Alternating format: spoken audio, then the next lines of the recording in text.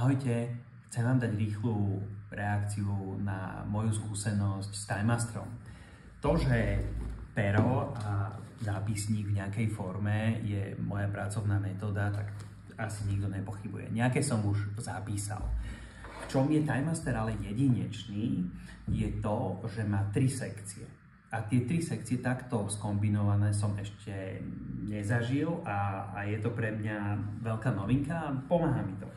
A aj vám ukážem a poviem v čom. Keď si napríklad zoberiem taký 16. január, tak okrem toho, že si dokážem naplánovať tasky, ktoré mám v ten konkrétny deň, dám im nejaké priority a ešte si aj značím, že kedy mi začali a koľko času som na tom preinvestoval, tak sa mi darí si organizovať deň lepšie.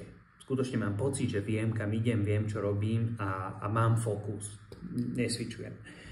Mám tu priestor na notes, keď si chcem niečo z toho dňa poznačiť, ale čo je taká tá nová oblasť, ktorú som objavil, je tá, že tu na tejto strane mám vďačnosť a pozitívne myslenie a mám tu veci, na ktorých chcem pracovať a ktoré chcem zlepšiť. Čiže tu si každé ráno napíšem veci, za ktoré som vďačný, ktoré bežne prehliadáme a bereme ich ako samozrejmosť. A skutočne som zistil, že pozitívnym spôsobom ovplyvňujú nastavenie mojej mysle a pomáhajú mi byť lepší a výkonnejší. A taktiež si tu viem písať zoznam vecí, ktoré by som chcel odstrániť a ktoré by som chcel zlepšiť. A používam Time Master krátko, aby som vám už tu vedel povedať, že sa mi podarilo odtiaľ niečo vyškrtnúť, ale minimálne to, že sa mi to tam opakuje, ma štve a pracujem na tom o to viac.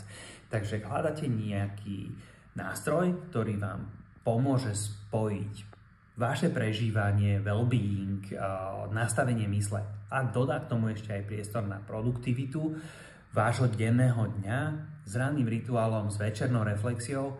Toto je to, čo mi zatiaľ funguje veľmi dobre. Tak poďte do toho a keď píšete pero na papier, tu je to kvalitne spracované, perfektne to funguje a mám s tým zatiaľ pozitívnu skúsenosť.